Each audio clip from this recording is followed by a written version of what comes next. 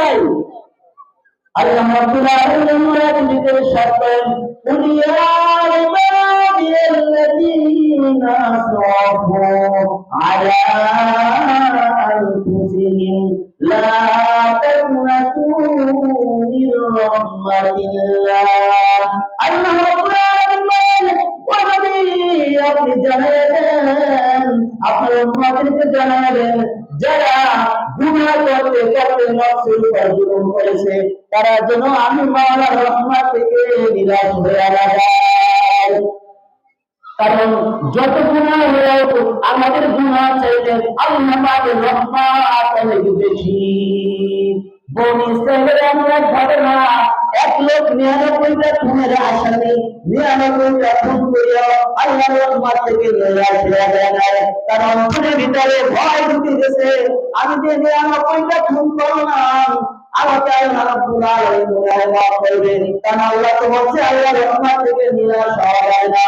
এজন্য সে আপনার সুবহানের গ্রাম আলেমের কাছে গিয়ে বলল, ও ভাই আমি তো 99টা খুন করেছি, এখন আল্লাহ আমাকে ক্ষমা করবে কি করবে না? ওই লোকটা রাজিয়া বলল, না তোমাকে আল্লাহ ক্ষমা করবে না। এই কথা বলার সঙ্গে সঙ্গে ওই 99 খুনের আসামি ওই ব্যক্তিকে খুন করিয়া দিল। জোরে বলে নাউযুবিল্লাহ। আগে কয়টা খুনের আসামি ছিল? 99টা খুন করেছিল। এখন হলো কয়টা? 100 খুনের আসামি। এখন বলেন 100 খুনের আসামি সে কি নাজাত পাবে? অবশ্যই নাজাত পাবে আল্লাহ তাআলা বলে। কারণ আল্লাহ তাআলা বলে আপনার গুনাহ থেকে কোটি কোটি গুণ হলো আল্লাহ তাআলা ক্ষমা বেশি। এরপর ওই লোকটা আল্লাহর রহমত থেকে নিরাশ হয়ে যায়। ওই লোকটা তার পাশে গিয়ে গ্রামের দিকে এক বড় আলেমের দিকে রওনা হইল।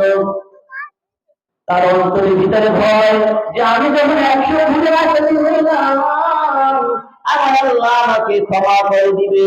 সেই রহমতের আশা নিয়ে ওই গ্রাম্য আলেমের কাছে আবার চলতে লাগলো। কথা সংকেত করতেছি, যখন ওই গ্রাম্য আলেমের কাছে যেতে লাগলো, ও ভাই বন্ধু তাও একটা জিনিস তাও নিয়োগ করলো আল্লাহ তাআলার সাথে সাথে ক্ষমা হইয়া যায়। যখন ওই লোকটা আলেমের কাছে রওনা হইল প্রতিপক্ষে ওই লোকটার জান কবজ হয়ে গেল। তখন জান কবজ হওয়ার পরে আসমান থেকে 2 দল ফেরেশতা আসলো। একদল হইল জাহান্নামের ফেরেশতা, আর একদল হইল জান্নাতি ফেরেশতা। 2 দলের ভিতরে ঝগড়া লাগিয়া গেল। একদল জাহান্নামের ফেরেশতারা বলতে লাগলো, এই লোকটা তো 100 খুনের আসামি, এই লোকটা তো জাহান্নামী হবে। আবার জান্নাতি ফেরেশতারা বলতে লাগলো, এই লোকটা তো জান্নাতি, কারণ সে তাওবা করেছে, তার মনের ভিতরে আল্লাহ তাআলার ভয় ঢুকে গেছে, এই লোকটা এখন জান্নাতি হবে। আল্লাহ রাব্বুল আলামিন বড় ফেরেশতারা তাদেরকে সমাধান করে দিল। ওই ফেরেশতারা আসিয়া বলল, ও ফেরেশতাদের দল, তোমরা এখন মাপিয়া দেখো এই লোকটার বাড়ি আলেমের বাড়ি থেকে কাছে না দূরে। আল্লাহু আকবার, আল্লাহু আকবার। বুখারী শরীফের হাদিস, হাদিস শরীফ প্রমাণ করে যখন ফেরেশতারা মাপামাপি শুরু করলো আল্লাহ রাব্বুল আলামিন ওই রাস্তাকে হুকুম করে দিল, ও রাস্তা আমার বান্দার জন্য আলেমের বাড়ি কাছে হয়ে যাও। সুবহানাল্লাহ। আল্লাহ রাব্বুল আলামিন আলেমের বাড়ি কাছে বানায়া দিল। যখন জান্নাতি ফেরেশতারা মাপা শুরু করলো দেখলো যে ওই লোকটার বাড়ি ওই লোকটা যে জায়গায় গেছে ওই জায়গা থেকে আলেমের বাড়ি অনেক কাছে।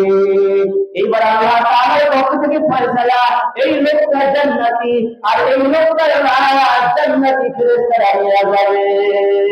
সুবহানাল্লাহ।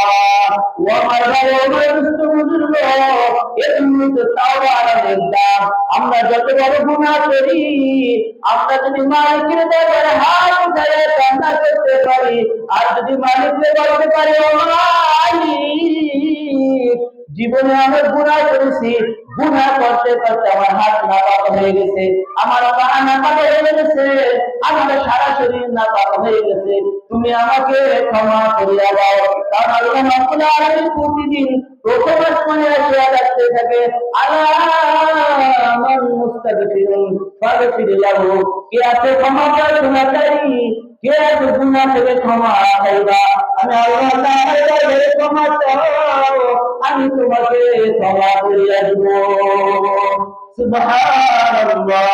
এজন্য ভাই আমরা বেশি বেশি তাওবা করব, কারণ তাওবার মাধ্যমে খাঁটি তাওবা করলে আল্লাহ রাব্বুল আলামিন আপনার আমার জীবনের সমস্ত গুনাহগুলো ক্ষমা করে দিবেন। এজন্য আমরা রাজি আছি তাওবা করব ইনশাআল্লাহ। যত বড় গুনাহ করে থাকেন যদি আল্লাহ তাআলার দরবারে খাঁটি দিলে তাওবা করতে পারেন, আল্লাহ তাআলা আপনার সেই পিছনে সমস্ত গুনাহগুলো ক্ষমা করে দেবেন। সবাই মিলে এতক্ষণ যা হচ্ছে আলোচনা করলাম, আমাদের সবাইকে আমি সবাইকে আমল করার তৌফিক দান করুন। সবাই মিলে আমিন। আসসালামু আলাইকুম ওয়া রাহমাতুল্লাহ। এখানে